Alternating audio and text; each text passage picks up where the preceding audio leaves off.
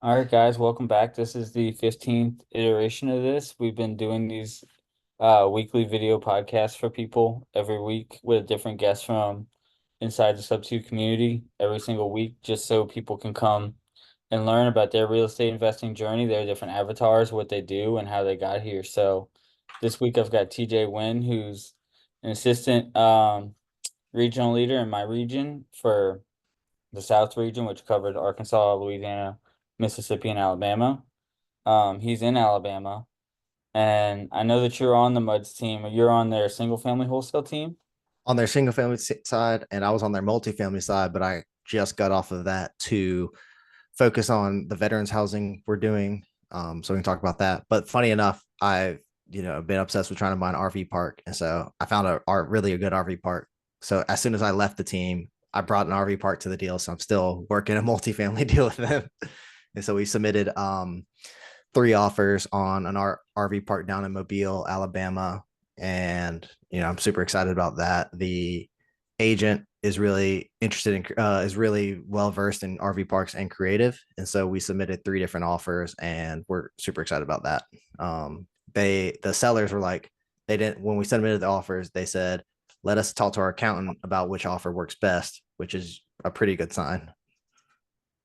My team's currently raising for an RV park fund, which we'll get into later. But first, why don't we just kind of let you kick it off? Like, I guess, how did you find real estate investing? Where did you start and how did you get here? Sure. I got started the same way most people got started. Somebody gifted me Rich Dad Poor Dad. My little sister and her husband now, so my brother-in-law, have been doing real estate since 2015, 2014, maybe earlier than that. And she was like, I think you should read this book. I think you'll like it. And so I read it, changed my whole mindset and got excited about real estate. And so I ended up buying a townhome in Auburn within the year. And my goal was, if I ever move out of here, I can just Airbnb it. And then, while I was living there, I was house hacking. I had a roommate. And so when I moved back to Birmingham in 2019, that was my first Airbnb. We started at January 1st, 2020. And then we kind of went down the short term, midterm route for the next few years. We did some arbitrage, some co hosting, and grew a portfolio. I was still teaching in the classroom at the time. And then I had an event at school and I was like, I can't handle teaching anymore. I want to do real estate full time. So I made the leap and quit my job and dived all in and, joined Sub 2 a couple months later. And when I quit my teaching job, we had 13 properties under our control. When I joined Sub 2 February 2023. And then since then, we've added almost 20 properties, 20 or so properties to our portfolio. And you're still doing a lot of the MTR, STR route too, right? Yeah, we especially in Auburn, which is SEC school, so STR, especially during football games, we have longer STR. So our minimum stay for SEC games is like 4 days, and we get them booked every single time. And but for the most part, we're shifting over to midterm rentals. We really love those, and it's a lot easier on our time management side, and the cash flow is very similar. And then most recently, in the past month, we started an affordable housing company for veterans to keep them from being homeless. So you said something interesting there, and I want to hammer on it. Assume I know nothing about real estate. How is it that short-term rental and midterm rental they cash flow similarly? Because I think most people just they hear all the buzzwords about like Airbnb and STR and how much money it can bring in every month, but if you're doing midterm, you have like you said, you have way less headaches and it's way less time consuming. Mm-hmm. So with short-term rentals, it's more like a hotel, and your driving marker is occupancy and your average daily rate, which is the same in midterm. But in short term, you're trying to maximize the average daily rate you can get. And a lot of people, they'll book maybe at best 3 days every weekend for the whole month. So 12 to 15 days per month, depending on how many weekends you have. Mhm. Our strategy, and that's five turnovers and five cleanings you have to organize. And then the majority of the time your property is not being used. With midterms, we come down off the daily rate, but our focus is try to get the occupancy way up. So Hmm. a good number for hotels is like 50% occupancy. And the same with short-term rentals. You want between 50 and 80% occupancy. With midterms, we're trying to get 90 to 100% occupancy and then bring the daily rate down. And so that math works out to where we have fewer turnovers, higher occupancy, and the daily rate really doesn't affect it that much, being so low because our occupancy is way higher. So what kind of stuff goes into that? Because you did mention the overhead, right? The overhead would bring the profit margin down on the STR closer to the MTR. So would that be like besides the turnover, right? So that's turnover, that's leasing, booking. If you have, like what other kind of little things, payment processing, I'm sure factors in. Um, those things less. It's more like we're spending for every short-term rental guest. Let's say we're spending 30 minutes to an hour messaging them, talking to them, organizing cleaners. When we go with the midterm route, we're then just focused on that one turnover, one set of consumables, because if they're there for a month to 6 months after they work through the initial set of consumables, then they're buying their own stuff and we're not providing everything. And usage wise, people who are there for midterm mostly traveling professionals, and for the most part they're there very infrequently. So a lot of our guests are there literally from 7 p.m. at night to 7 a.m. in the morning, and then they're gone. Hmm. Yeah, so okay, that makes sense. Because I was thinking like we were saying, like the frequency of the turnovers would also add additional overhead, which would then mitigate, if you're getting say $150 a night STR and you're getting $100 a night MTR, that you would almost wash that extra $50 a night out by like you're saying, Mm-hmm. We don't think frequency. about it like that, because we charge what the cleaning fee is through to the guest anyways. And so Mhm. for us, it's break even. The our cleaners get to do it. We when we switched over to midterm rentals, one thing we didn't think about is how it would affect our cleaners. And so they're working a lot less. And so one thing we've implemented is requiring our midterm guests to have their place cleaned every 2 weeks. So it still keeps our cleaners working and lets us get eyes on it. And it's a nice service for them. It's between a hotel where you're having it cleaned every 3 days and between like a regular furnished rental where, a lot of people don't come clean it at your entire stay until you leave. That makes sense. What would you say to the beginning investors looking at either one? Like, would you steer them more towards one over the other? I think I would steer people mostly towards midterm rentals in this economy right now. A lot of places, the short term rental market is oversaturated and regulation is coming down. And then with midterm rentals, you can avoid a lot of the regulation, and there's a bigger need for those type of units. And what we're finding is in any individual market that it's hyper localized to where the need for midterm rentals is, because you get a lot of traveling professionals or insurance bookings and they want to be in the neighborhood that they're working. So if you think about an insurance booking, if you're in the suburbs, you don't want to then get a midterm rental that's downtown where it might be do well as a short-term rental, because you want to be close to your work, you want to be close to your school, you don't want to bring your animals and commute them, however long. And so in like here in Birmingham, like a suburb is called Hoover, and nobody wants to drive from Hoover 25 minutes downtown when their community's in Hoover. Yeah, that And they've makes also outlawed short-term rentals. And so their minimum rental is 30 days. And so it works for that anyways.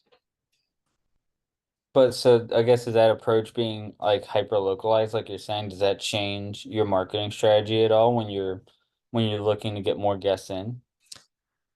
Our marketing strategy is to have a good product and to have all the amenities filled out in a complete profile on Airbnb and Furnish Finder.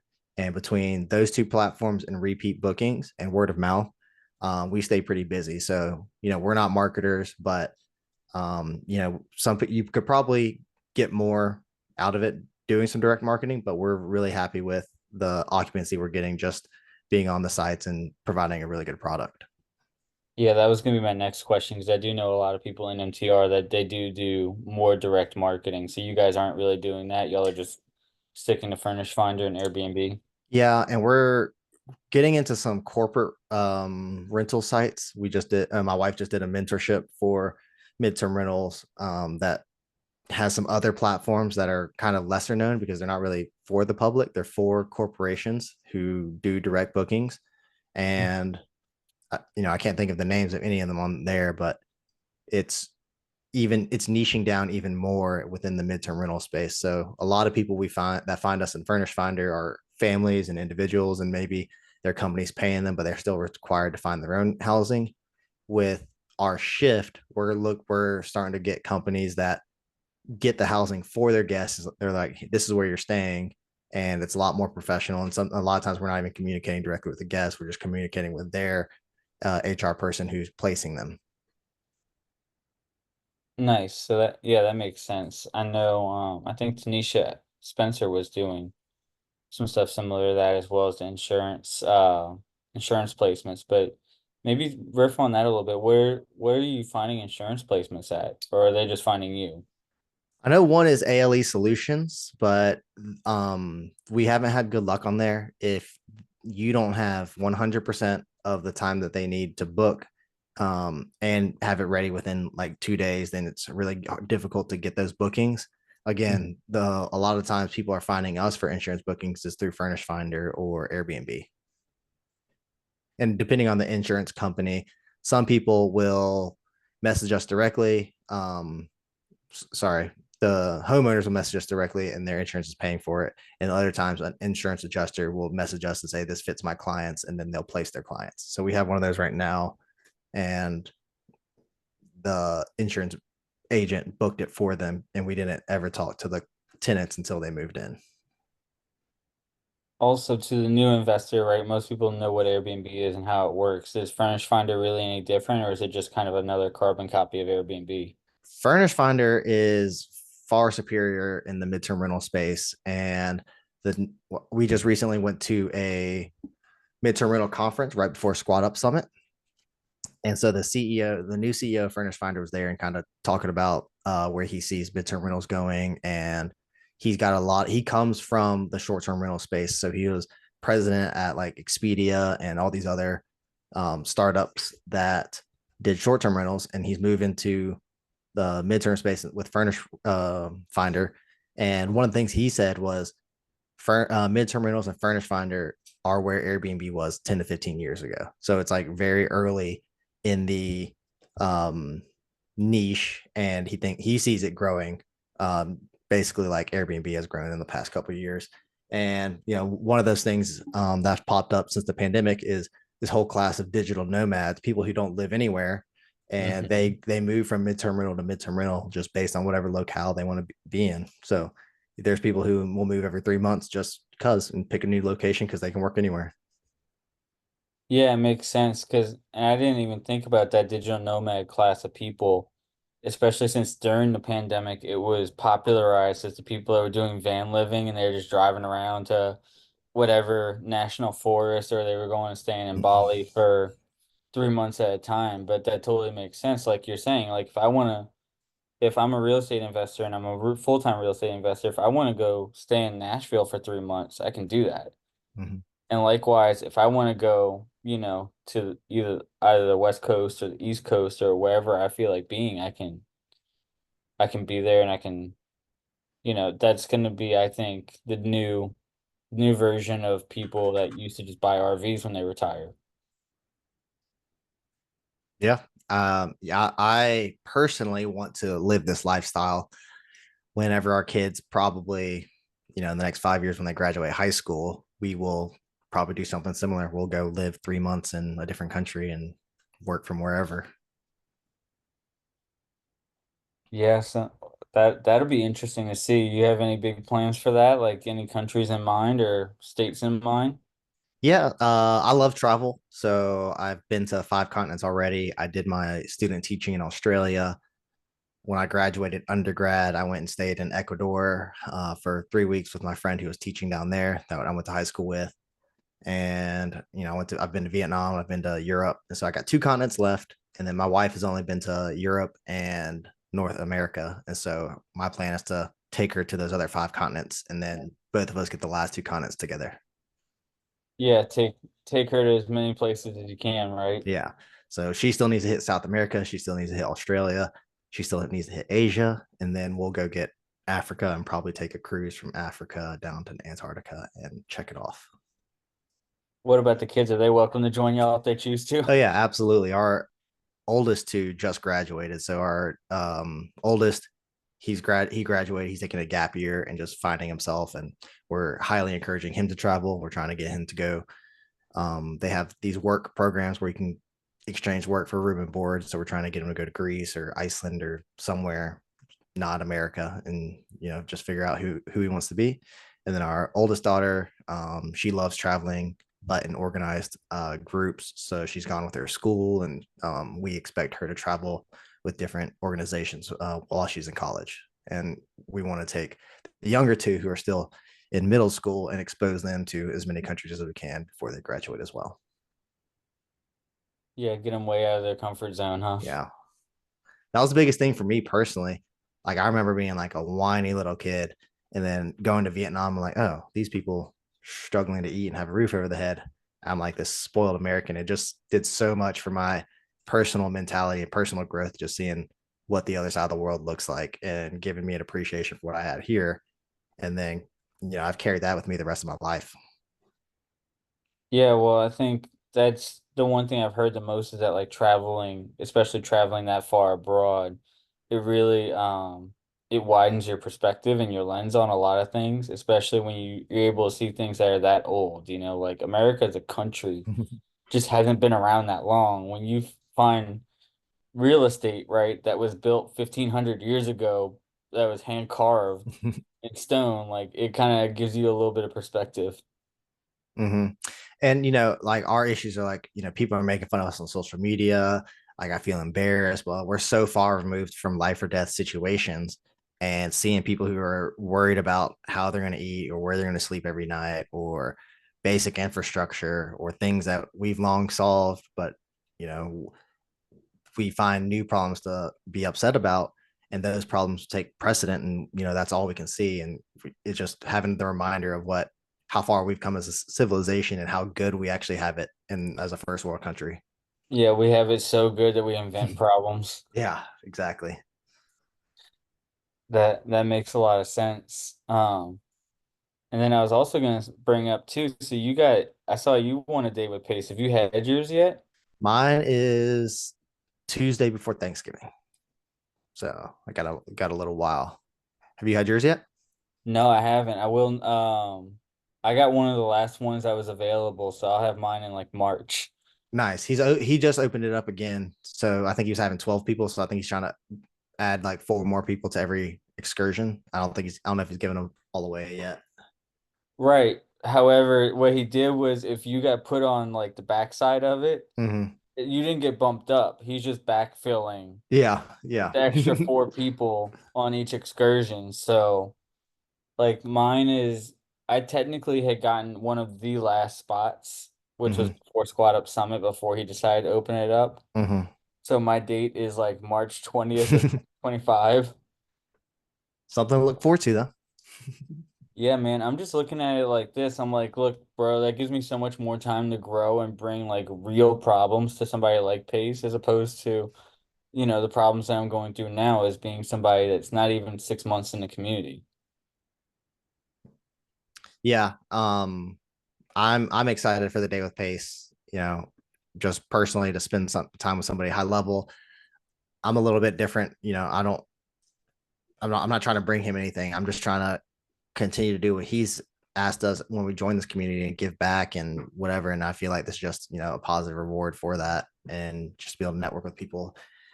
And that's the thing I love about this community is, I love giving back and I love helping people. And that's what he's said. And, just I'm all about the paying it forward. I mean, ultimately, that's what he tells us to do every chance he gets anyway, whether it's on family night or whatever, is he's like, just go in the Zoom side chat, like get to know people, like talk to people, encourage you, you know. And that's the same reason why like I do these is because it gives people a chance to not only come in, they can network with each other as the guests, but they can also come and ask you and I questions directly, whether it's about business or it's about your avatar or your um your exit strategy, whatever that might be. Speaking of which, so what is your avatar exactly? Like what route did you go down first when you got in? So I know I'm a visionary. I am super creative and I love coming up with solutions to problems. Then I had to decide whether it was direct to seller, direct to agent, and my wholesale team that I'm on, we're direct to agent, and I really just love the direct to agent model. I like the idea of repeat business, working with the same people. So I'm working a deal now that's only happening because I already solved an agent's problem, and she recommended me. With direct to seller or direct to agent, you're spending 70% of your time building rapport. And with direct to seller, you're only ever going to buy at most one house from a seller, most likely. With Yeah. direct to agent, you solve a problem for them one time, and then you're their go-to guy. And you can go back to that agent over and over and over again and sell 5, 10, 20 houses, buy that many houses with them. So just the fact of being able to recycle the time put into building rapport is huge for me personally. And then in addition, they're a little bit removed from the situation, so they're not as emotional about it. They can think a little bit more objectively, and then getting an agent on your side goes such a long way in eventually convincing the seller that that's the best option for them. So it's like you win the agent, you get them on your side, and then we're both in it trying to help the seller. Yeah, so it's a significantly different time investment because like you're Different saying, time investment, and you're not so emotionally invested to where like you're ignoring the red flags to try to make a deal happen to try to help the seller. And then at the same time, the real estate agents understand the industry and they understand the reality of a lot of the situations these sellers are in, and they can help convince the seller that something's a good deal. Whereas if you're direct to seller, a lot of times they're unrealistic about the terms that they can get or the amount they can get or their situation. And a lot of times they'll just bury their head. yeah, and I was gonna say too, I know that most agents don't have this level of education available to them about creative, but maybe this is just my assumption. You can correct me if I'm wrong here, but I feel like they would probably pick up on it quicker. So you'd They probably spend do. a little bit less time educating too. Yeah, absolutely. So a lot of my direct to agent time is spent educating. So you build the rapport, and then it's, just letting them know about all the options that are out there, because this is not something they learn when they go to get their license to be a real estate agent. A lot of the stuff they learn is like how not to break the law and what a traditional transaction looks like. They don't understand that what they're learning is a lot of it is just how things are normally go is, and a lot of people internalize that as that's the only way you can complete a transaction. Yeah, so I imagine a lot of your time investment, and this probably goes for both the sellers as well as the agents, is I imagine a lot of that has to do with breaking down their limiting beliefs and just educating them. And so I guess do you see a significant difference there with the agents versus the sellers too? Yeah, the agents are a lot more willing to think about different options to help the seller. And with the seller, you also have to educate them about traditional real estate. So, you with the agents, I'm only having to teach them about creative. With sellers, having to teach them about creative and traditional.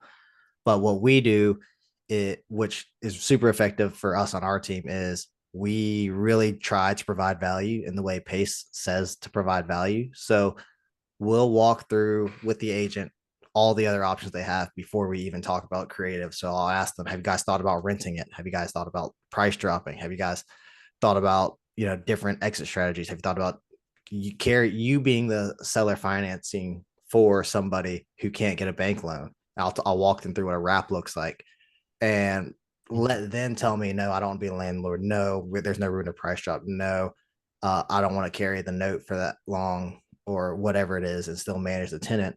And then I'm like, okay, well, here's another way it could work where we end up being your buyer. And just that transparency and really actually trying to help the seller out of whatever situation they are. People will take worse offers from us because we've been transparent up front about all their other options. Yeah, and you're also getting them to accept and embrace the reality of what it is, which is that Mm-hmm. they're saying no all the way along there, and you're like, well, there is one option left, and you can still say no, but it appears to me like this would be a better option. Yeah. And then the other way we frame it is, you know, you want all of these things, but what do you want? What do you want most? What is the order of your priorities? Because you the again, the reality is you're not getting all of these. Is it your price? Is the speed at which you can move? Is it you not having the mortgage in your name? So if if you want your price and you don't want the mortgage in your name, then you're probably stuck. You should probably just put a renter in it and wait till next year when the market changes, or not sell it at all right now. But if you're in a situation where you have to sell quickly, maybe you come off the price a little bit, or you're okay with having your name on the mortgage, and so to get your price. So it's we have all these levers we can pull, and I just keep asking the seller what matters to you, so we can design whatever we're doing around your needs. Talk about that a little bit too, like managing that expectation, because we see that all the time. Like I saw that Pace do that live on the Magic Man Zoom where, sellers do get greedy, and I'm sure you probably have to deal with this by proxy through the agents, right? Like they're gonna come in, you give them an offer, and I'm sure it works out the way that you think it's gonna work out, and then they come back, well, no, I want a higher down payment and I want higher monthly, and you're like, having your cake and eating it too. Part of it is just being able to say no. It's like, okay, well, we and not being offended. They're the sellers really want what's best for them, and a lot of times they're just scared.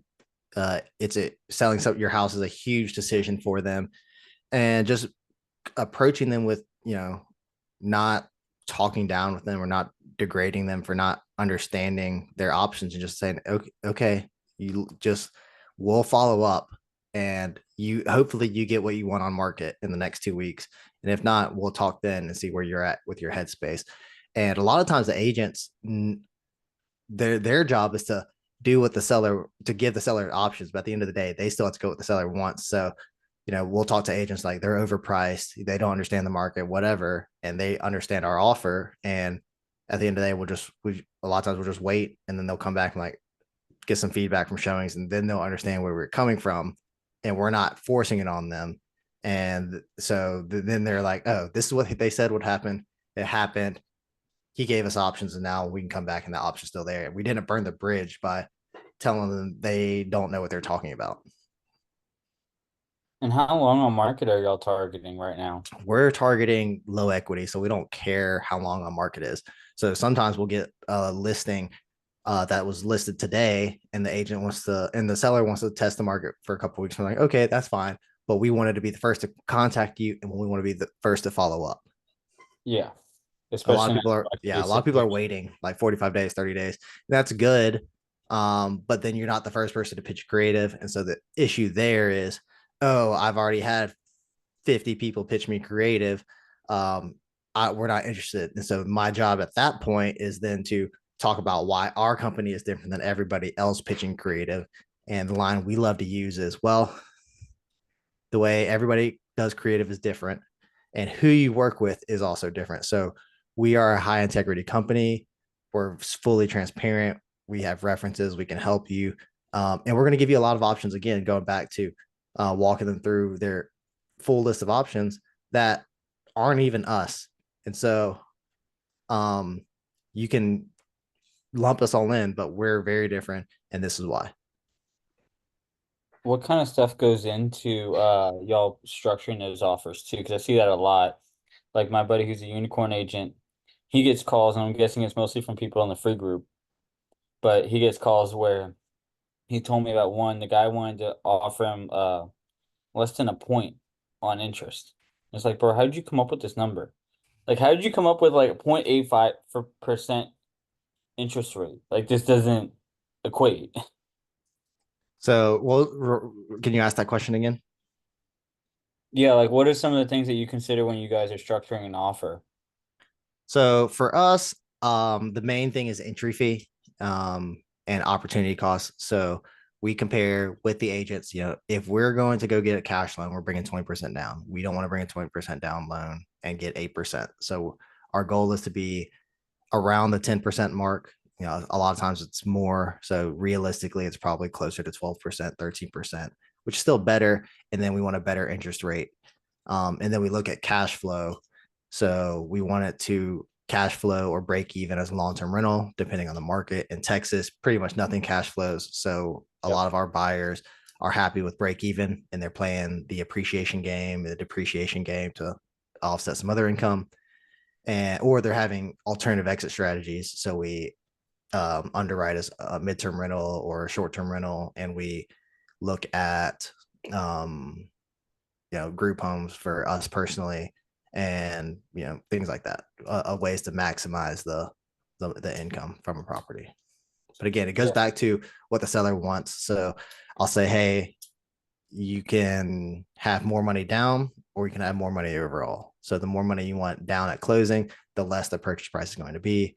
If what's important to you is getting a number, getting the most out of this deal, then your options are, wait it out, put a renter there yourself, or let us pay you over time with a smaller entry fee, and you'll eventually get what you want. And then from there, it's kind of just figuring out everybody's personal preferences. Yeah, because I know Pace preaches that your entry fee should be around 10%. You said you guys are still making that 12, 13% work. I'm guessing probably, especially if you have somebody that doesn't mind being break even at LTR. Yeah, and so part of the thing is, Pace can get 10% all day entry fee, but a lot of times that doesn't help the seller unless they're in a really tight position. So again, going back to really wanting to help the sellers and figuring out ways out of their situation, if we can give them more down and we can have buyers or funders who are willing to give them more down, then that's great. The other thing is when you're wholesaling or selling to other people in the community, that's their expectation. And one of the criticisms we have, because we know what we're doing, is that our expectations are a little ridiculous. Where if I go and sell a subject to somebody who's not in the community and walk them through it, and they see a 15% down deal with 5% interest, they're like, holy crap, I was going to bring 20% and get 8.5 or whatever. Yep. So same with money. Like the money I go to raise, I get so much better terms when I'm raising money outside of the community than when I'm raising money within the community. Oh yeah, well, because it becomes your new reality. And like myself as a capital raiser, we see that too. People balk at things if it doesn't have like 20% COC, or if it's not 15% interest or better. And it's like you're saying, we found a family office actually that's gonna be they're looking at all of our deals, including putting $5 million into a fund of funds that specializes in RV parks. Um, so maybe that'd be the next segue here. We could talk about your RV park and what you found, how you found it, what kind of stuff are you looking at? Sure. I've looked at a couple RV parks. One was the first one I looked at was last summer. It was here in Birmingham. It was listed for 3 million, had 64 lots on 28 acres with a 7 acre private pond. So really 21 acres of usable land. And that was my first foray, and I really got to dig into the books and kind of see what I could expect out of a RV park. And they ended up passing on our offer, even though we came in at asking price with some kind of financing. So we're going to do a hybrid where we took a bank loan out and some kind of seller carry. Turns out that my partner on the deal is in sub two as well, and he went to high school with this guy. So that's how we had the lead.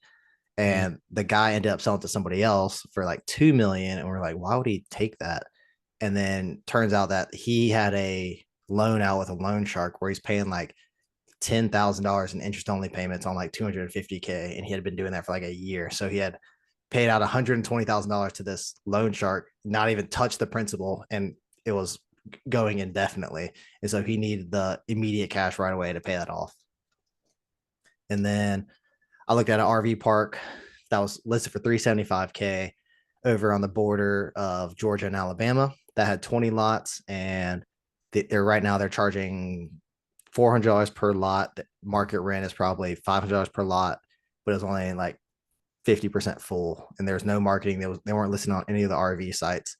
But that kind of park, ideal use would be raising rent to market, which would be 500, and then putting 20 long-term people in there and just cash flowing $10,000 a month um, on your $375,000 purchase, which is like the 3.1% mark, 3.3% rule, which is pretty good for there. But the park we're looking at is 3.1 million listed, 41 lots. It grossed 450K the last 2 years. It is a RV resort, so it's super high end. There's a 10,000 square foot warehouse. It's got two pickleball courts inside, regulation cornhole setups inside, like down to the bags are like American Cornhole League approved bags. And this is completely turnkey um, with value add. So they have engineered plans to add 19 more spaces. And it's just the best lot of at best RV park I've ever seen. So each lot rent is $700 per month with electricity passed through. So you're not even paying for electricity. And this is their slowest term, which is June, July, because their main clientele is snowbirds from September to April. And so right now they're completely full in their slowest month and they have plans to expand, but they didn't want to put the capital into it. So we could go in, we're going to add 15 or 19 spots for about 300K. And then after we add those 19 spots, the income should go up to 15K per month. And so we're looking at a return on investment in less than 2 years, all those additional lots, and then be able to get a new valuation once we have a year of stabilized income. So that's the seller motivation. They just didn't want to put the extra money into the plans. No, I mean they're doing really well as is. Their seller motivation is they want to retire and spend time with their grandkids. So they've taken care of three parents through assisted living, and they're tired and they want to pull themselves out of the business and spend more time with family. That makes sense. That'd probably make me pretty motivated too, even if I did have a really good cash flowing asset like that. Yeah, so we submitted three because the numbers make sense in every direction. We submitted three offers on Thursday. So the first offer, we came in traditional financing, 20% down. We ran it at 9% interest. So if we get less than 9% interest, we're doing really well. And the numbers to make sense there, we were looking at purchase price of 2.625 million. Our second offer was 30% down seller carry. So again, a lot more down than we want in sub two, but for this asset, it's totally worth it. And then they would carry the note for 7 years while we go in and add the new lots. And then we would pay them $9,000 per month as owner financing. So they're making really good money just being our bank. And then they're not having to wait too long for us to refi. And they know the demand of the park. And so, they're happy with a 7-year balloon. And then the last option we submitted was a Morby method where we would go get a loan for the full 3.1 million. We would have them immediately loan us back 30% of that 3.1 million. So we could go in and add the lots. And then again, we would balloon them out of their 30% in 7 years. Who were you using for or would you use for the Morby method if they took that option? Not there yet. So they select that option. We'll go find a DSCR lender. But one of my partners here in Birmingham is a mortgage broker. He's been a lender for 20 years. And I know he's got the DSCR product. And then if he can't do it, then I'd go to the sub two and figure out who could. Gotcha. Because I was poking around in sub two for a while. Somebody came to me looking for a 20 unit. Is also in Alabama. Um, Purchase price like 900. He wanted to do a Morby method. And one of the things I was hearing from DSCR people is basically like that most of them won't allow, I guess, that carryback. Mm-hmm. So you can't tell them. And the way it works is you have one escrow open with the title company, and that's the DSCR loan purchase. And then the funds stay in escrow when that process transaction. So according to the lender, that's all that's happening. And then in the second transaction, the escrow already has the money that was sent from um, the lender, and then they pull out 30% of that and then do a promissory note for that part from the back to the seller on the second transaction. So having a transaction coordinator that does it correctly is a big deal. And asking a DSC or a lender if you can do that, they're going to tell you no. It's just like asking a bank if you can do subject to. They're going to tell you no because it's not in their best interest. But there are ways to do it. Yes, there's ways to do it. Just don't tell your broker. Mm-hmm. Yeah, you kind of got to keep your cards close to your chest, and then when you evaluate when you do it, then as long the seller is who's important to be fully transparent with. Like you need them to know everything that's going on, be fully informed, and to understand the transaction from front to back. But as far as the lender is concerned, you don't want to give them any other opportunity to tell you no, which is one of the reasons why I like creative finance in the first place, is because I don't like being beholden to mortgage companies telling me what I can and cannot buy and how to buy it. And so I'm going to tell them all the information they need to do what they would normally do. And anything extra is just going to confuse them or throw them off. And if people are confused or scared or don't know something, the default answer is typically no. Yeah, every time. And what I like about this one too, it sounds like that's a seller finance deal, right? Like they paid this park off. Yeah, they built it from scratch. They have a little bit of loan on it. They weren't interested subject to, and so I didn't push that, but I did explore it initially. But again, being a good active listener and you know working with what the sellers are telling you, and what I see a lot of people do is kind of bulldoze through whatever the seller's telling them and try to pitch subject to anyways or do their normal route, and then a lot of times I could turn a seller off even though they like your offer. They're like, you didn't even listen to what I was saying. Like, I don't want that. And so Yep. y'all either come give them all these other options and come back to it, or let them come back to it, or I'll just be creative and find other ways to take something down. Yeah, that makes sense. What I like too about the seller finance component is since you're not buying a distressed property, it makes your entry fee simpler. So just, your down payment. Yep. And everything we add in will be um like additional value add. So we like the turnkey aspect of this RV resort. They hosted the RV convention last year in Alabama. So like it's a very nice park. And then there's a lot of things they don't do running as mom and pop. So they probably have $55,000 in personal expenses charged through the business. So like all their personal cell phones, like gas, fuel, a lot of that kind of stuff. So the NOI is going to get better not having them in.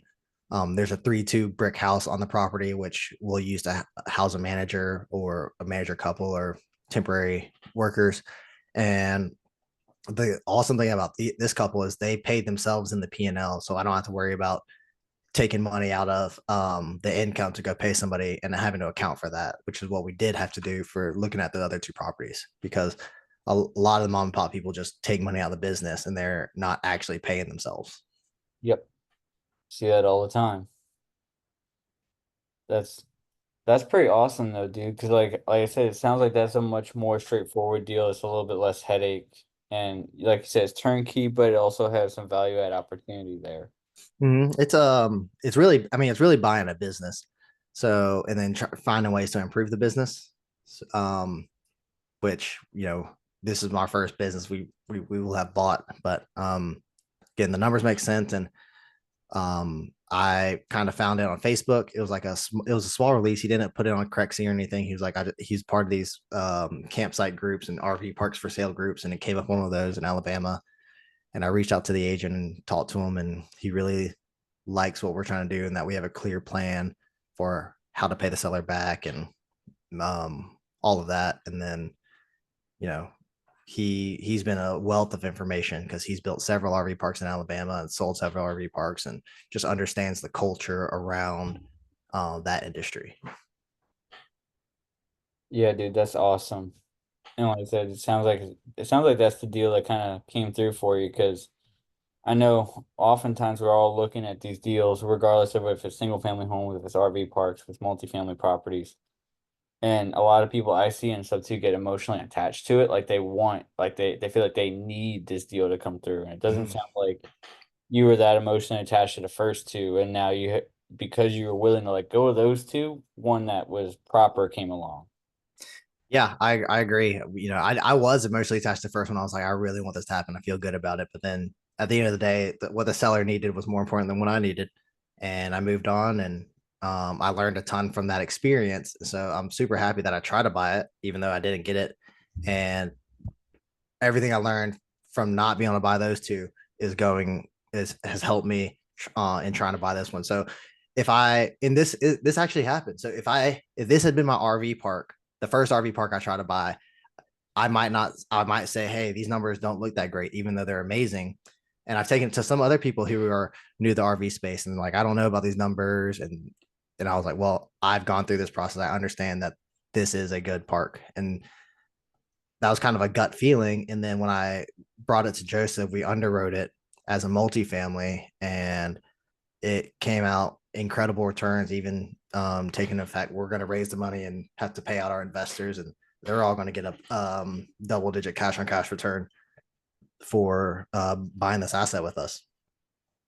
And that when you're gonna raise for outside the community, like you were saying. Joseph, if they get accepted, Joseph is going to help raise the money. I know he's got a bunch of connections, and then I got some people who might want to park their money there. But depending on which offer they select, we will need anywhere from 600K to 1.2 million. I'm just gonna laugh if Joseph goes to Amy because I don't know if you know Amy English. Mm-mm. She's really close with Joseph and KJ and Jada, and so they talk a lot. And Amy and I are on the same capital raising team, Mm.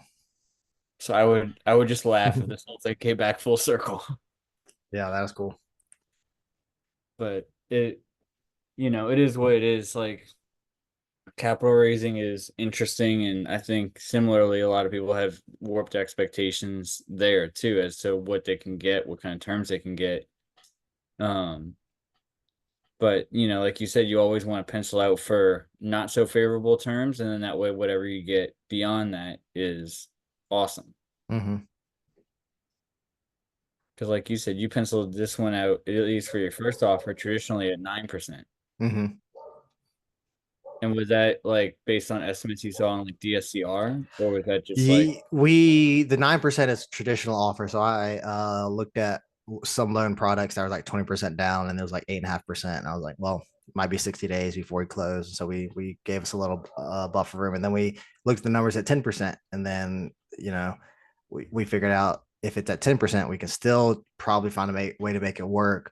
Um, but we didn't foresee the rates going to 10% in the next 2 months, and so we kind of felt really good about the 9% being a good starting area.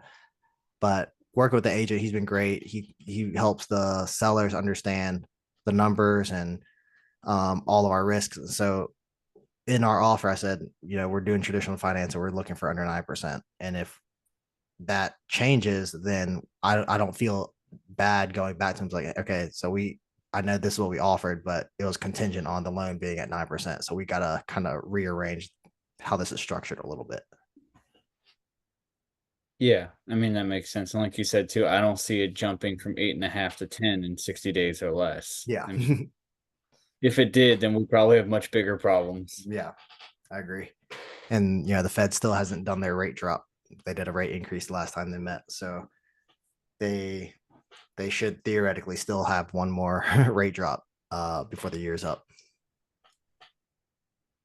Who knows, man? I'm definitely convinced those guys don't know what the hell they're doing, but it is what it is. We're all just on the same roller coaster together.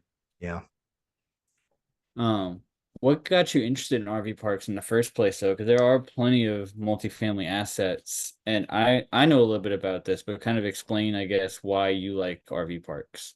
So RV parks it still is a class of multifamily. The cash flow is some of the best across the entire real estate industry. A lot of people are like mobile home parks for a lot of the same reasons. I like RV parks, but with RV parks, the depreciating asset is owned by somebody else. And so, there's no foundation issues. There's no HVAC system that you get to replace. Somebody else owns that in their RV, and it's pretty much pure cash flow. So if you think about the lots, you have a gravel or paved lot. You have water line, electric line, sewer line at every lot, and that's your real estate versus a single family home or multifamily home where you have to worry about foundation and maintenance and the ability to if I was trying to buy a 40 apartment build a 40 apartment building, I couldn't go add 20 more units for $15,000 each. It will cost significantly more to add 20 more units, especially in the space requirements that I have available. And so, I like that it's pure cash flow. I like that it's recession proof because either it's a good economy and people are traveling, or it's a bad economy and people are leaving or are living in RV parks as a form of affordable housing. Yeah. Yeah, So and even it's though you just don't own a depreciating asset, though, you still get to claim a decent amount of depreciation on the park itself, right? yes. And one thing that the realtor I've been working with, who's selling the park, told me, because he has a park, he's had several parks, is when he bought his first park, it was the biggest wealth building tool in his arsenal. And not for any of the other reasons you would normally think. It's because banks love RV parks because of their cash flow. And so you are instantly bankable and they will lend to you on so many other things because you have an RV park as an asset that can be used as collateral. Yeah, that makes sense. And like I said too, you get to claim the depreciation. Oftentimes there's a decent amount of value add there. So you're almost double dipping between your depreciation, your appreciation, and the percentage to occupancy to cash flow is so much lower than a traditional multifamily too. Yeah. So like when we're running our numbers, we're talking about 750 per lot minimum. And in this park, they really limit the number of monthly guests you can have because occupancy, going back to short-term midterm rentals, occupancy isn't the main driver in an RV park. It's a business. So if I have a monthly renter in there at 750 per month, they're using utilities the entire time. If I have 14 single day bookings at the same park, I make the same revenue, but use half the utilities, have let half the wear and tear on the park. So does it make financial sense to fill it up with as many monthlies as possible, or to leave some vacancy in there to get more dailies, which is easier on the park and gives you higher potential for cash flow. So 14 is the same as a monthly rental, but if I get 30 dailies over that time, then I've doubled my revenue compared to just having monthlies in there in the same amount of utility usage. Yeah, I love it. And that's one of the things that I think a lot of people thought was going to go down during COVID, but it actually went up. You know, like you were saying, those pads are already spaced apart. Most of them had a little bit more lax guidelines. They weren't in the cities, so they didn't have to follow the super stringent guidelines. And people were just doing like we said in the beginning of the podcast, like they were buying RVs, they were buying vans, they were just doing living digital nomad lifestyle.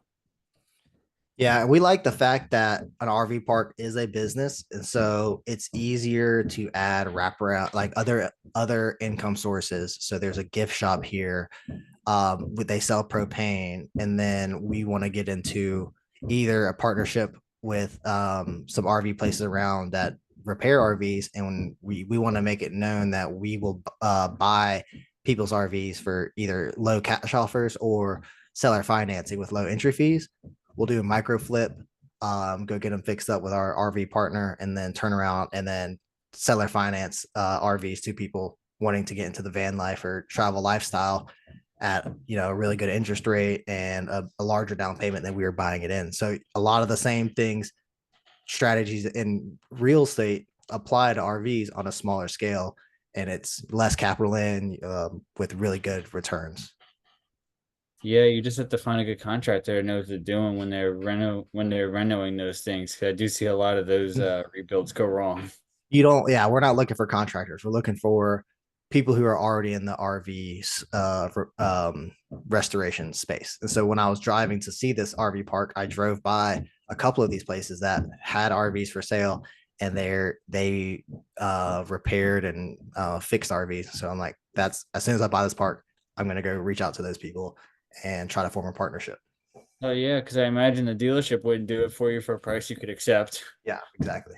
And it's not like there's anything wrong with that, but the other thing you could do too is you could do like some form of an affiliate commission with mobile mechanics.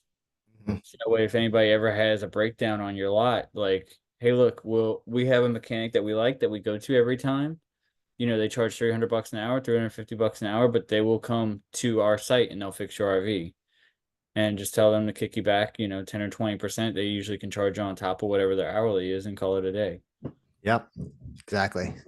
So again, it's a business beyond that, and you couldn't do that in an apartment building. So everybody loves multifamily space. So I try to compare RV parks to apartments. I'm like, you can't do this in an apartment. You can't do this in an RV park. You can't do a micro flip of an apartment and get a solid return. You're probably having to repair or renovate all of the apartments to be able to realize that same kind of return.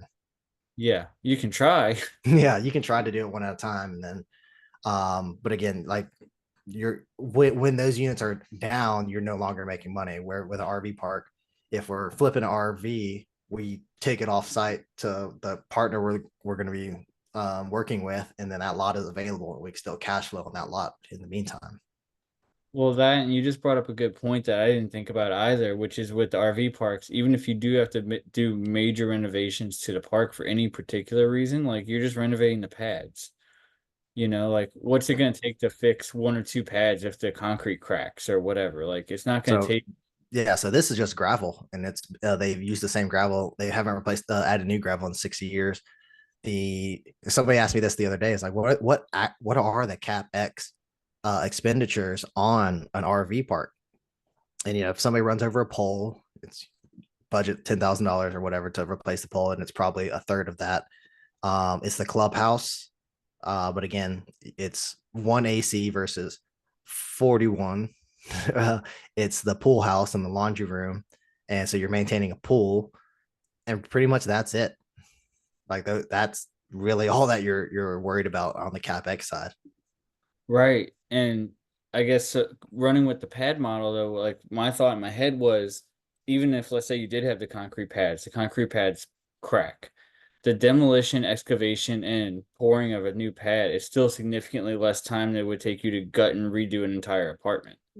Exactly. And a lot of this stuff you can do yourself. Like I could get a little bobcat and then and move the gravel into this place if I wanted to. I'm probably not going to go do my entire renovation for an apartment. I'm hiring that out, and so the cost savings of the things you can do in RV parks is astronomical. The first RV park I looked at, they were adding the units themselves, additional pads, and they said materials it cost them like $1,500 a pad, and they just would be able to knock out five in a week. I was gonna And say you don't even really need a bobcat. Just go get you a tractor, put a finishing blade on the back and Mhm. have a swap out attachment for a box grader. Yep. Grade your gravel, cut your grass, and you can do all that with one piece of equipment as opposed to all these other places, that or different asset classes that require multiple pieces of equipment and multiple laborers to keep it up and running. Mhm. So yeah, so the main thing is there's maintenance and time and the number of income streams from just a single asset. Yeah, I love that, especially with the ability to have like the traditional retail, average retail is usually like 30% margins. So you're making a good little chunk of change there, even if you're not killing it. Mm-hmm. But the entire park overall is more or less just a huge cash flowing asset. Mm-hmm. Yeah. So again, some of the highest cash flow rates in real estate. Period. Yeah, I guess that explains why so many people look for them, even in bad neighborhoods. Because I had somebody bring me one, and ask if we could help him raise for it, and it was actually in my backyard. It was in New Orleans, but it was in New Orleans East, and I told him I was like, bro, you don't want to buy a park there. I mean, people need affordable housing anywhere. So I have kind of a different mindset. I was like, that's fine buying it there. It's just you have to understand the clientele you're getting is different, and it's not a resort style park. It's more like a mobile. It's more like a mobile home park than it is a RV park in that case. Yeah, well, and I guess that's my thing too. If I'm gonna buy an RV park, I would rather lean towards the resort side and provide an experience. But the area that he was looking at, he's like, yeah, it's like a class D neighborhood. I was like, bro, if there was a class F, it would be a class F. It'd be a class F minus. Like, I don't That's know if I funny. would consider that, a desirable place to open an RV park. But if you think you can do it and you can do the value add and you can cash flow, like go for it. Yeah, and that can kind of be a transition into our veterans housing. So our veterans housing actually works better in Class C and Class D neighborhoods, is what we're finding. And so diving into the space, it was one of the first educations we ever paid for. We went to a conference and we saw this guy who's an investor and how much money he had made from group homes and how he had helped people. So again, back to the core of being able to help people with real estate. We kind of gone full circle after going the short term rental and midterm rental route first, and a lot of the deals that come to me in Birmingham don't work as short term rentals or midterm rentals. Like you really have to be in probably A or B neighborhood to make it make sense. And what we're finding, and after discussing with social workers and doing this veteran housing education that we've gone into, veterans who are on the verge of homelessness don't want to be in class A and B neighborhoods. They don't feel comfortable around people who they can perceive as looking down on them. And that's not their background. They come from working class neighborhoods, and that's where they want to be. And so part of what we're doing with our veterans housing is using the housing to create community within these small groups of people. So with unhoused people, they're worried about food and shelter. But what people don't realize is they're also missing human connection. Like you're out there by yourself, feeling alone, but the houses we create, they're going to be, it's kind of like co living. They're going to be living with other people and feeling like they belong somewhere. I was gonna say probably other veterans too, right? So Yeah. So our house are going to be all veterans, and we're starting with veterans, but we're eventually going to do some intellectually disabled houses and maybe some other types of group homes. But that's definitely where we're starting because you don't need the same kind of licenses you need for as you would for like houses for group homes or houses for intellectually disabled. Huh. I wish Emma Duncan was here this week, and we were just talking about that last Sunday. Was she has a child with Downs, and so she wants to create, group homes around that. Yep. And if you think about all the people you're helping, so we're working with social workers and nonprofits that are housing these people. So if we're giving them one place that they can go to with six of their clients versus them having to go to six different houses, we're also helping the social worker do her job better and Mm. expanding her reach. Um, Coming from the midterm and short term space, our bare minimum is the top of the line for group homes. Like we're talking to some nonprofits and other people in the space in Birmingham, and they're like, what you guys are offering is way more than anybody in this space is offering, period. And the numbers just make sense. So we just bought a house with Pace and Abraham. We closed on it this week. They're looking at they ran the numbers at $1,300 per month for rent, and they're super happy with that. And so what we're going to do is my veterans housing company is going to rent it for $1,300 a month because that's what they said they're happy with. And then we're going to be responsible for furnishing it, and we'll charge $650 per bed for a shared room, and then we'll probably have two shared rooms there. So that's 2,600 for those two rooms, and then 750 for a private room. So we'll have two of those. So it'll be another 1,500, and so we'll be at $4,100 potentially on this house where market rent is 1,300 or 1,500 if you do Section 8.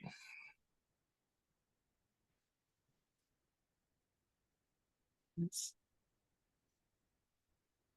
And Cindy, I think it'll be. I think I want to do this in Columbus and Valley. I think it'll be really successful up in that area, just with the proximity to Maxwell Air Force Base and Fort Benning right there. There's people who need affordable housing everywhere, and so getting into this niche has really basically made any deal in Birmingham that comes to me able to work. We're looking at on market stuff. that works because of these numbers. And so, we're not going to go the on market route because, again, I don't like dealing with bankers, but I could go get partners and do that, all over the place. And kind of, I'll circle back to the midterm rentals. We also do um, midterm rentals, rent by the room, which is kind of like co-living plus midterm rentals. And this was a house I helped these people I mentor. We helped them buy this duplex, and they wanted to copy what we were doing in the midterm rental space, but the side they were living in is a 4-3 duplex, or side of the duplex. The other side was a 6-4, and we're like, nobody wants a 6-4 for a midterm rental. So we think you would do really well as uh, renting by the room with a 30-day minimum. And they just showed me their numbers. They got all 6 rooms rented. They were running 4 rooms for probably the last 8 months, and we're averaging like $4,500 gross on that side from 4 rooms.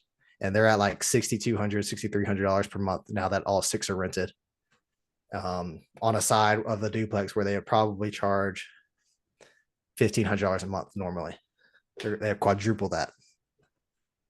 Jesus, that's crazy. With making housing that's affordable for people. So it's, I love being able to find intersections of helping people and making things more affordable and making a lot of money. And so we're regularly hitting the 2, 3, 4% mark, 4% rule on our investments. And a lot of people are saying the 1% rule is dead. I have investors saying we're just running it at the 0.75% rule. If we get 75% or 0.75% per month in rent, we're happy with that investment.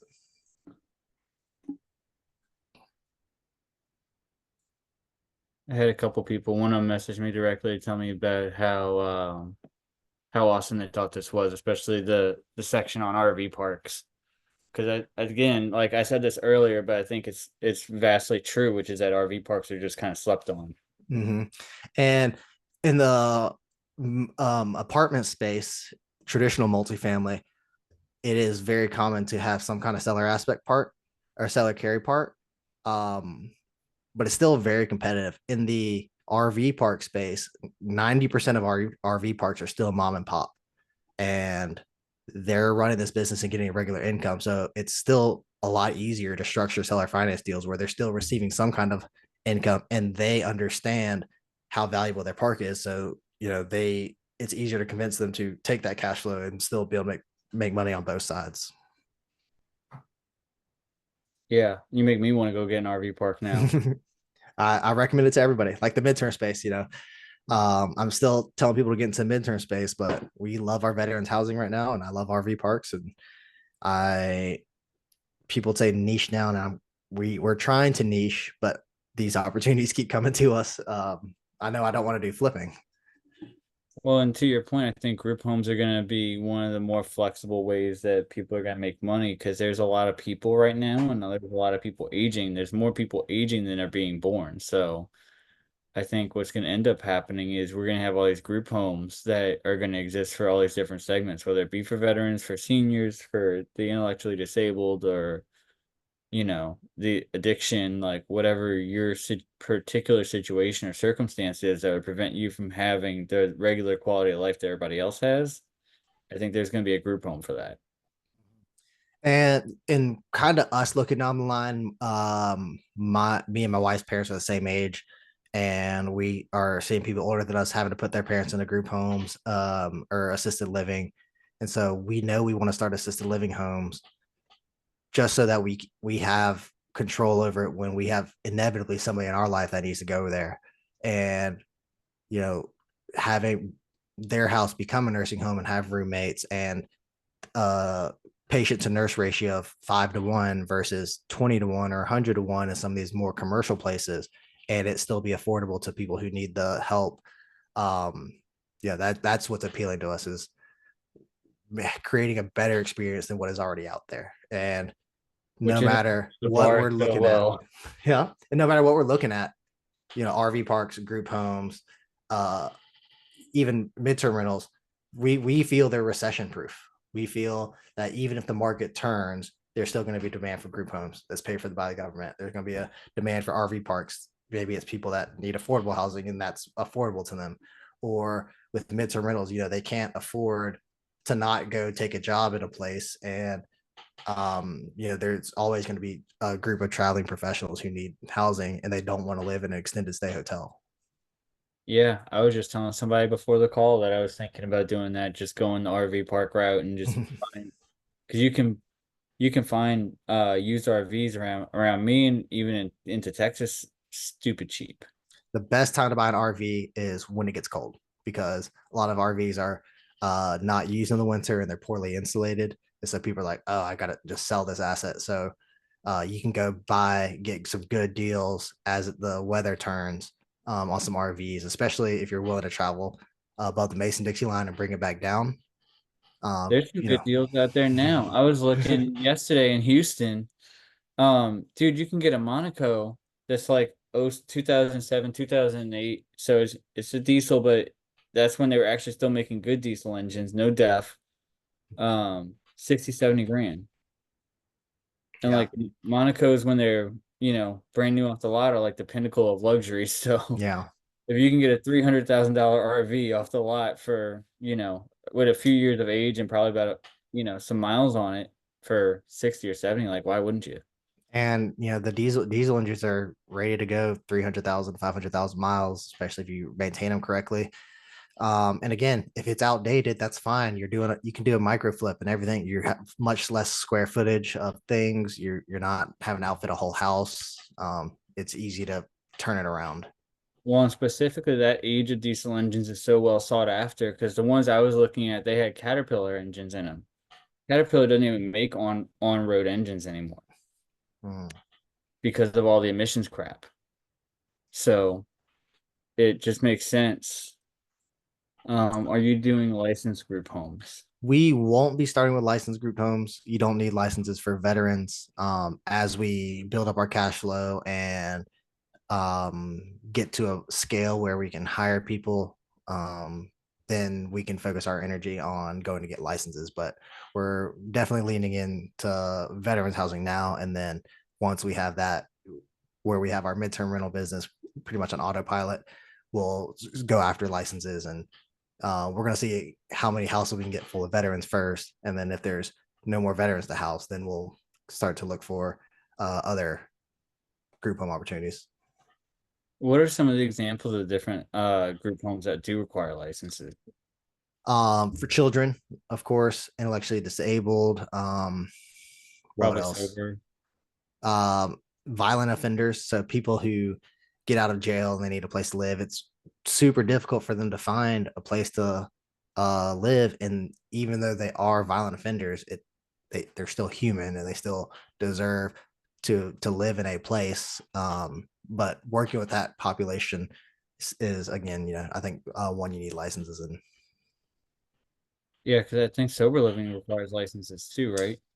Yeah, we even looked at sober living, but sober living is difficult because a lot of people who need sober living can't afford sober living, and Yep. you have there's all these requirements around sober living, and it's just a lot of headache we didn't want to dive into. But I again, it's just a different form of group homes.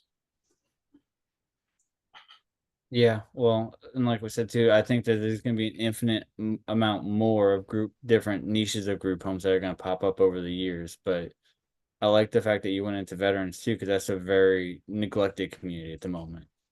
Yeah, and selfishly, like part of the reason we went with veterans is because the programs we're going after is basically Section 8 for veterans called HUD VASH, and it's under the same Public Housing Authority guidelines as Section 8 and even their fair market. And a lot of the offices are housed in the same department, depending on where you're working. And a lot of the Section 8 things apply, but the government is paying for the part of the paying the rent. And so we don't feel as bad charging $4,000 for a property where we were going to get $1,400 or $1,300 as a long-term rent.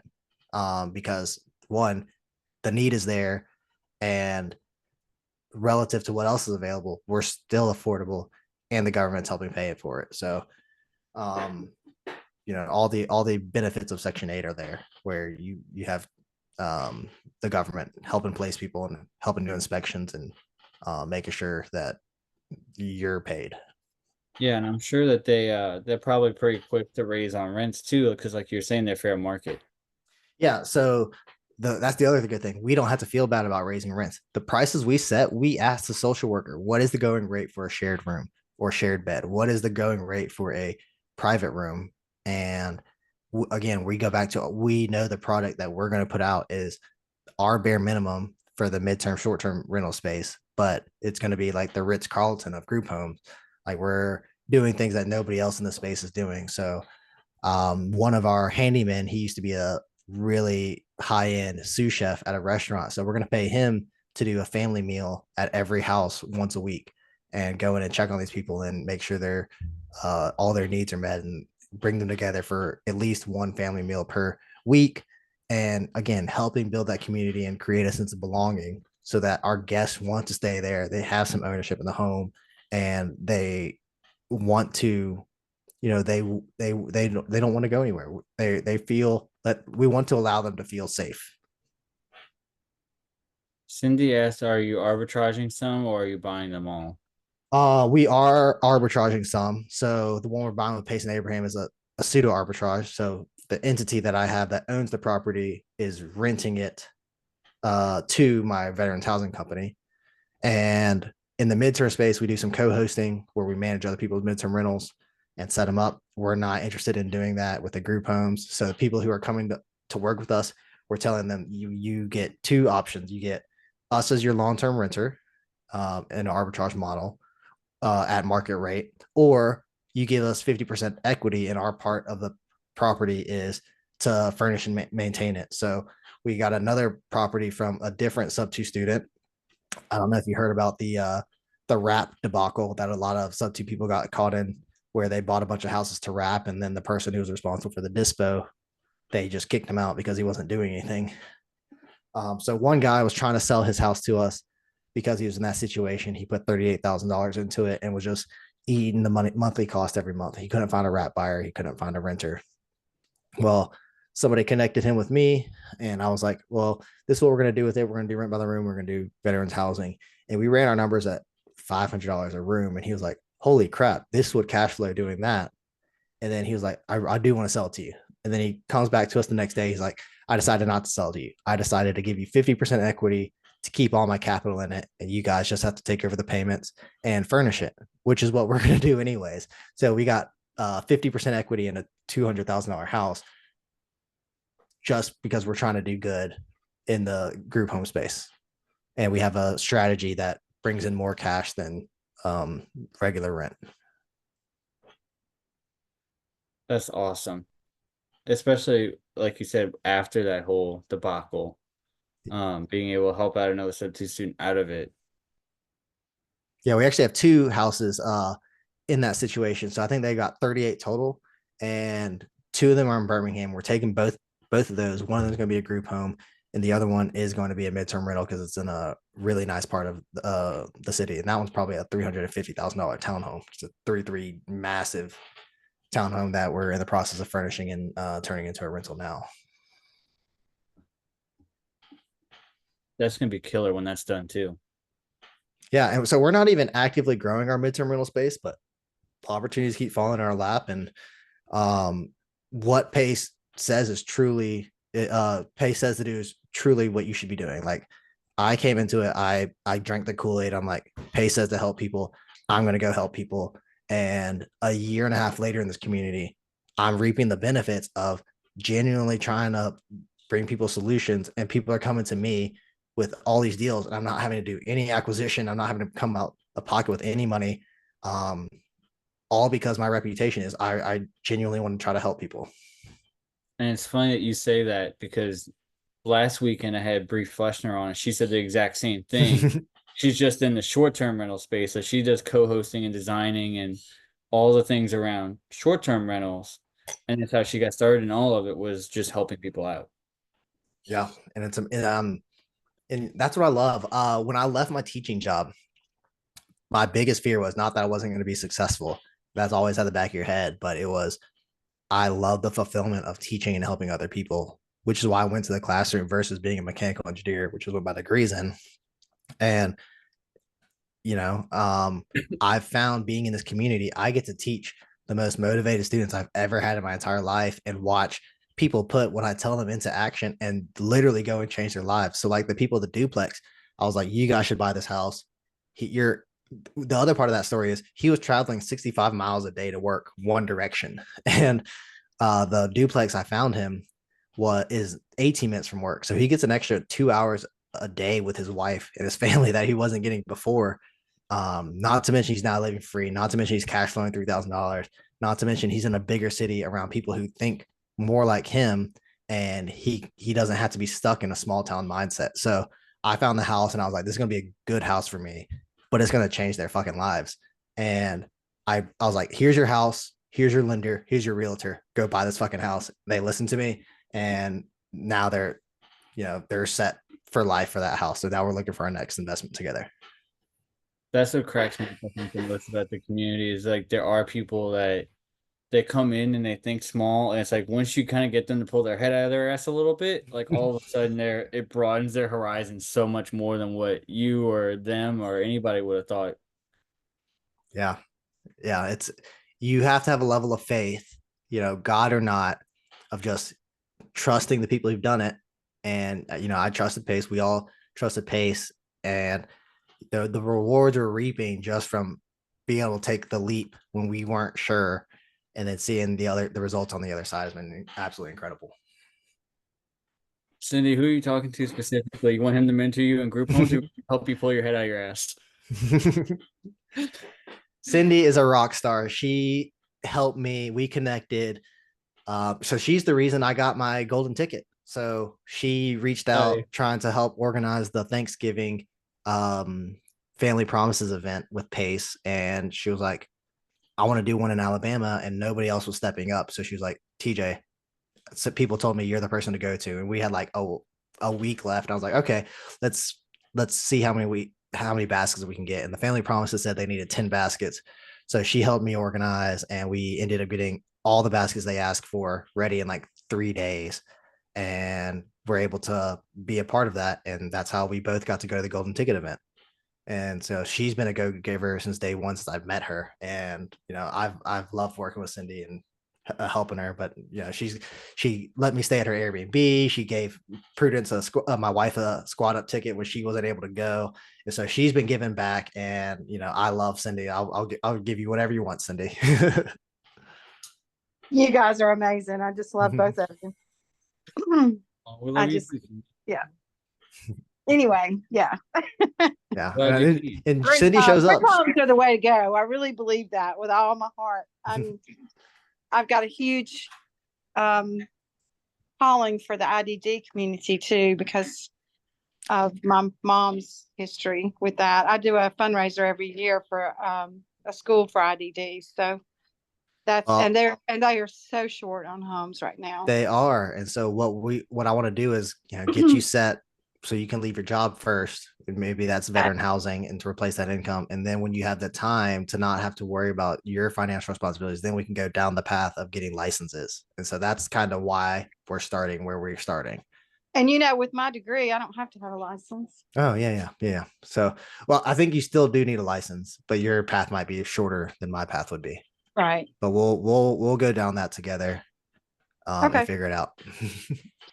I was gonna say, TJ set me up for life. Find me an RV park, I'll buy it. Hey, I can help bring the opportunity, especially if you're bringing capital. I can give you things to put it in where you'll make your money back. Yeah, man. Like if you find another deal that looks good, bring it to me and we'll JV on it. And I think we talked about this before, but if you bring capital, I'm willing to give you equity instead of a connector fee. Like you can start building up your portfolio in small percentages at a time, and not have to worry about the maintenance or management or anything like that, and just Yeah, do what you're already doing. I'd be happy to do it. I'll bring whatever you got. We'll bring it to the team, and like I said, we've been working with more outside the community money as well, Mm-hmm. and we've been building a list of really a large network of big like traditional lenders that can do stuff more creatively. but more recently we've been getting into family offices because they're willing to just stroke checks that like would blow your freaking mind. Oh wow, yeah, definitely the space we want to be in. Um, but yeah, I'll bring opportunities, and I'm encouraging everybody to invest in Birmingham. So like Louisiana, Texas, y'all's in Florida, y'all's insurance is crazy. I don't know how anything cash flows there when you're seeing year over year insurance increases 100%. Here our insurance is still good, our landlord laws are still good, and we have an incredible economy. Yeah, I don't know. I think like if I were looking at RV parks, I'd probably go just a little bit further north than where I'm actually at, right? Like I'd look at the North Shore, north of Lake Pontchartrain and whatever, where you can get better floodplains and you can get better insurance for that reason too. Yeah, I mean RV I, RV parks are hard to mess up, if especially if you get terms. Nice to meet you, Andrew. I was wondering who the iPhone was. I think Adam can rename you for you, but I was thanks for just gonna showing let him up. be iPhone for however long he chose to be. I sent you a friend request, Andrew, so And we'll be Facebook friends now. Andrew's the man. Andrew's been real Or helpful with Aiden, who's also on my team. Nice. yeah, I am making my 10-hour drive home from the beach in my wife's car. So I have I was in and out of service, and I was like, well, if I take my camera off, I figured I could still listen to y'all a little better. It helps. I definitely zoom on the road, and I have to turn my camera off. And my phone hack is to do the dial-in option, so it's over your cell service, and so you're not going in and out based on the data. And I have really good luck with that. No, definitely, man. I truly appreciate your guys' time today. I'll look forward to networking and meeting you guys. Where's home from you, Andrew? Morgantown, West Virginia. Okay. But I just left Myrtle Beach, South Carolina. I'm sending you my contact information in a message, so whenever you're ready to connect, it's there for you. Be perfect. Yeah.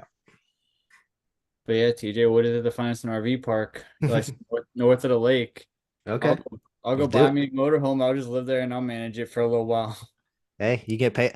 You get paid for everything you do. So if you're doing that, you're also getting paid to be a manager. I fully believe in you should get paid on every aspect of the deal you're working on. So if you're bringing the deal, you should get paid as a wholesaler. If you're operating it, you should get paid as an operator. If you're an equity owner, you should also be getting equity draws or cash flow percentage as well.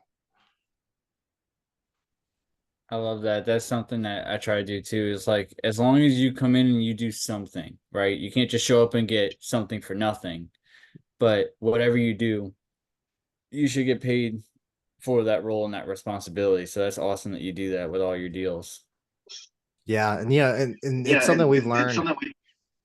Growing at the start, we did not do that, and so we were like not getting paid for setting things up and providing the furniture and doing all this. And now with our landlords we're working with, they're like, okay, you're paying for the furniture.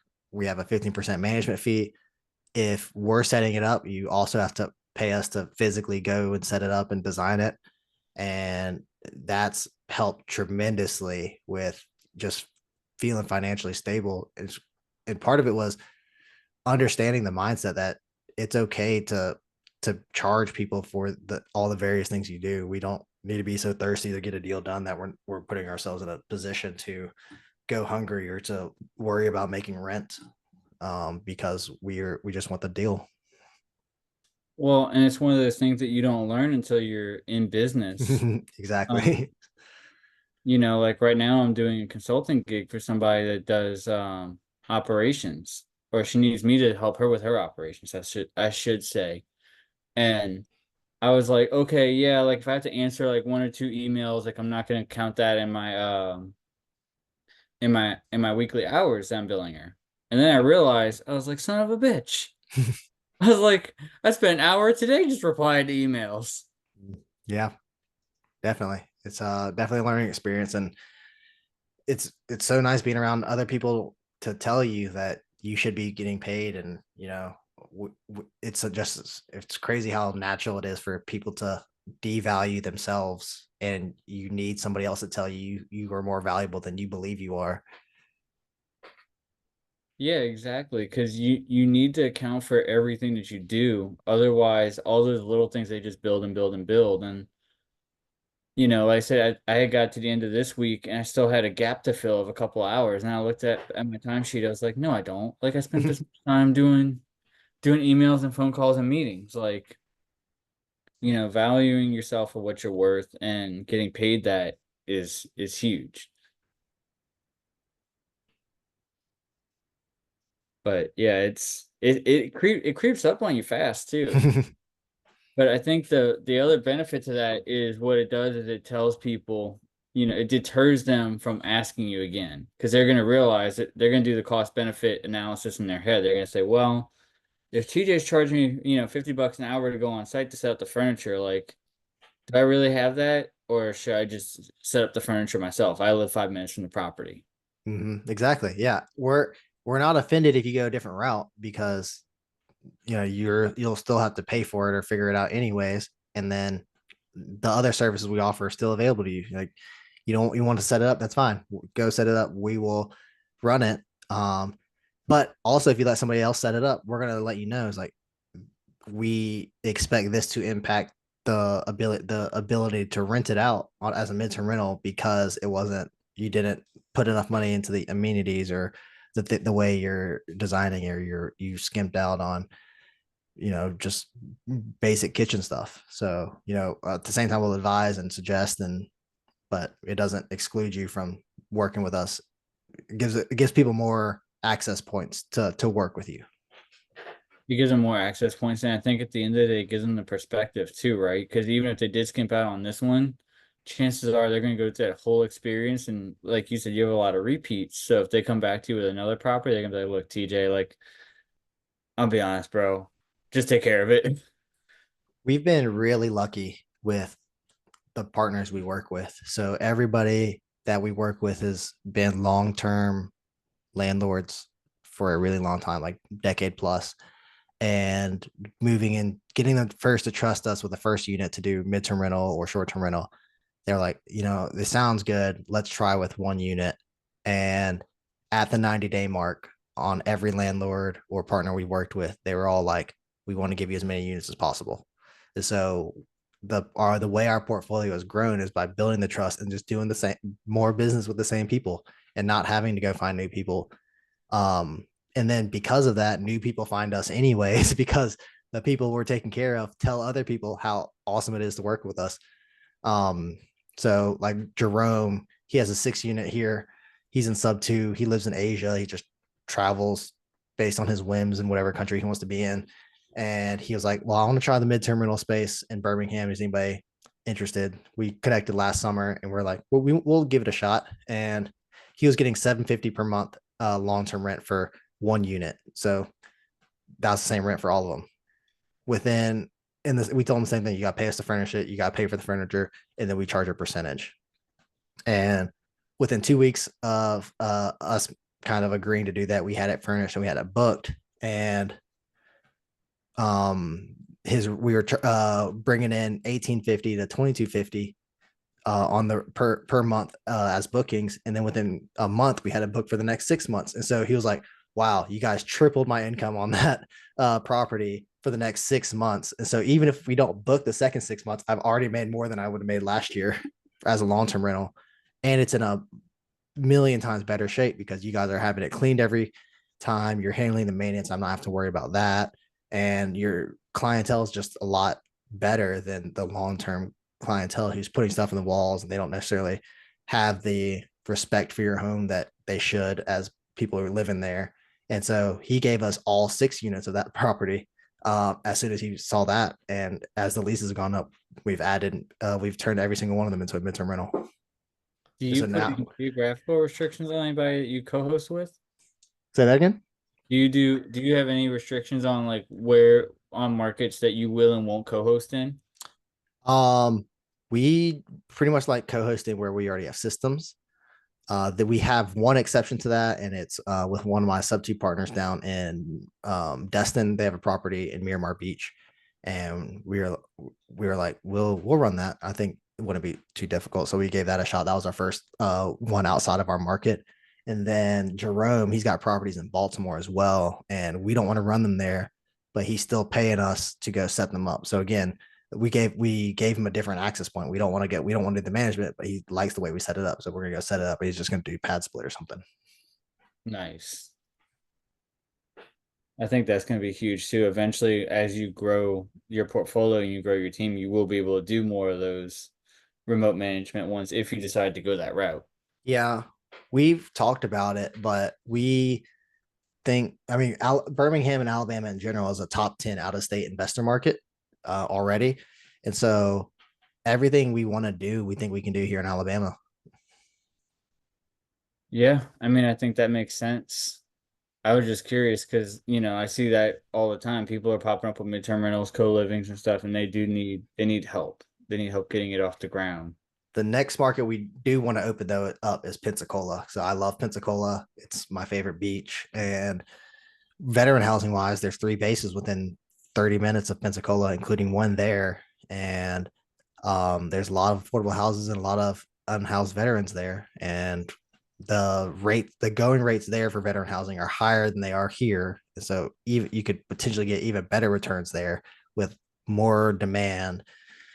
And if we have veterans housing there, that's going to open up the ability for us to then have short-term and midterm rentals there and vacation rentals where we just want to go take our kids.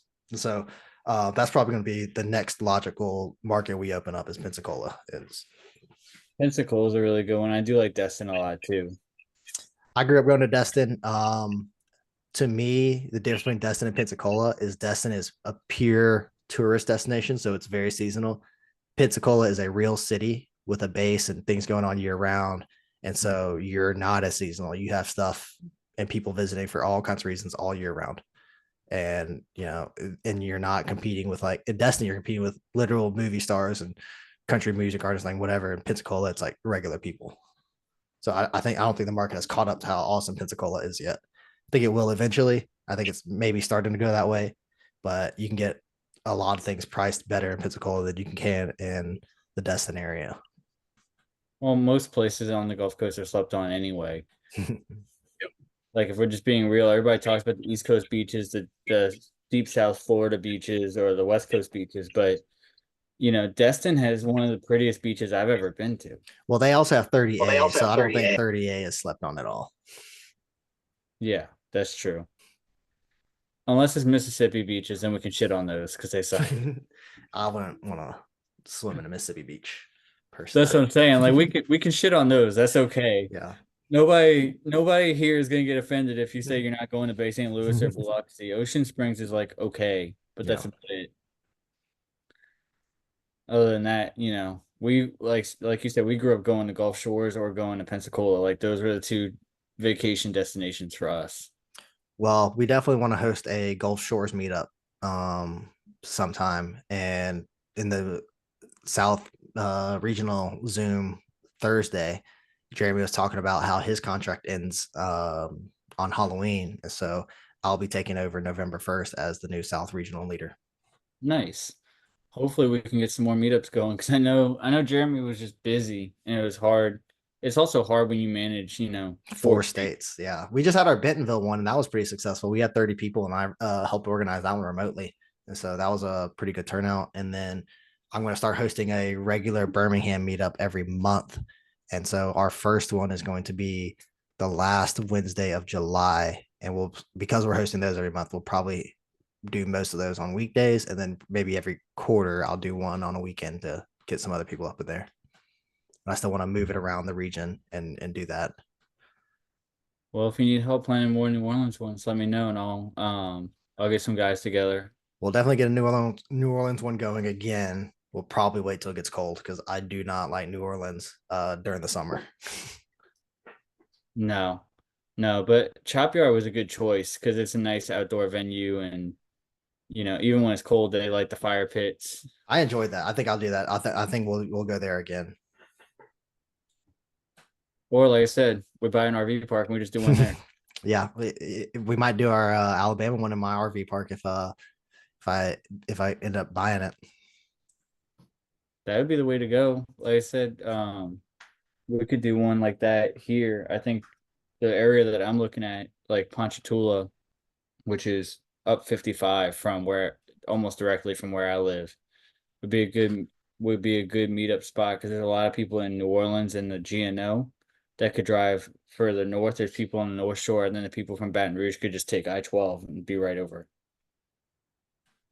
Yeah, I'm down to explore it. But I did enjoy our New Orleans meetup. We had the best turnout of any meetup we've hosted so far. And I Yeah, think what Chris was and that, like other TJ did such a good job of helping there. yeah, what was that, like 70, 80 people, something like that? Yeah, we had at least 60 for sure. So somewhere in there. I just remember I was shocked because I was in sub two for 2 weeks. Somebody was like, "Hey, I'm in Kenner too," and I was like, "Huh, that's weird." She's like, "Are you going to the meetup?" And I was like, "What meetup?" And she's like, "Yeah, they're doing a meetup right here at Chop Yard." I was like, "Say less." Chop Yard's one of my favorites. Like I'm there. Yeah, worked out for you. It worked out beautifully, especially since we haven't done one in New Orleans since then. But like I said, it makes sense. It's hot as shit here. Yeah. So we're basically we're only doing New Orleans if we're between October and March. Yeah, I wanted to do one at Hogs for the Cause, which would have been the end of March, but trying to get people to help me set it up was a little bit of a challenge. Well, if you want to host a more regular meetup in New Orleans, kind of like I'm going to be doing in Birmingham, I will 100% help with that. So we could do some more localized meetups again during the week. Is probably nice for people, but I'll let that be up to you. And then maybe once a year or twice a year, do a really big meetup there. Yeah, I'm down with that. I'd love to, because I see that in a lot of the other markets and communities, like Houston especially. Yeah, they do one every It, month. yeah, and I would love for us to eventually get to that where the big cities inside the South, like Birmingham, like New Orleans, like Baton Rouge, are kind of off and moving and they're doing their own, even if it's once a quarter to start, and then once a Mhm. Yeah. The problem is having people be consistent with it because I'm happy to help you in any way I need to, but I'm not going to chase you down. And so that's what I've been telling people. And like John Gross did a really good job in Arkansas helping with that. And I was like, I can put my social media weight behind it. I can advertise it. I can create the resources and kind of give you a plan, but you have to share it to the local investor groups that aren't in sub two because you're going to be the people they see and they recognize as the expert in the area. Yeah, that makes a lot of sense. Well, like I said, maybe you and I will get together outside of this and we'll do a marketing plan on one. Because once I commit to it, like that's it. I'm not off of it. Like we've done, even just this weekly Zoom, this is 15 weeks in a row. So Wow, that's impressive. you only have to do 20 to be in the top 10. I mean, top 1% of like all podcasts out there. So Oh wow, that's awesome. So I need that to be my goal and to be create a podcast. I mean, look, man, just start where you are, right? Like I don't have any of the fancy get up. I don't have any of the fancy equipment. I'm not there yet. Once we close a couple of these deals, I go buy the RV. Guess what? I'll probably just set up a mobile podcast studio and just be done. That'd be dope. It'd be super dope because then I could just pull up. I could be like, "Yo, TJ, I'm at your house. Like, let's do a podcast." Nice, be like a late night show. We're just like we're gonna go do this right now. Yeah, but like I said, it'll still look super fancy because we're gonna be bougie on the RV. Yeah. Cool, guys. TJ, any final words for anybody out here that like I said, they're thinking about getting into those spaces like midterm rental, short-term rental, veterans housing? What I would suggest on any of those is schedule a chat with me and let's talk about your goals and what resources you have available because not every strategy is going to fit for every person. I don't encourage most people to go into short-term rentals, even though I'm in that space. It's very capital intensive and time intensive. But if you have that time, then maybe it is a good option for you. But what I would like to do is to help you find what does fit or what I think would fit for you, and at least talk out your options. and be a resource for you. Because again, I want to give back, and I've been so blessed in this community, and I want people to feel safe and okay reaching out and asking for whatever they need. That's awesome. Guys, if you don't know TJ, you should get to know him, reach out to him, DM him. He's on Facebook and Instagram, and he's in sub 2. As y'all know, it gets harder and harder to market these every week. So if we made you think, if we made you laugh, if we brought you value, if we made you smile, just do us one solid favor and just share the show. So tell somebody about it and bring a friend, and we'll be back next week. So thanks again, everybody. Thanks for everybody showing up. Thanks for having me, Adam. I've really enjoyed it. And everybody who's here, I put my contact information in the chat. And if you don't have it, reach out to Adam and he can get it to you as well.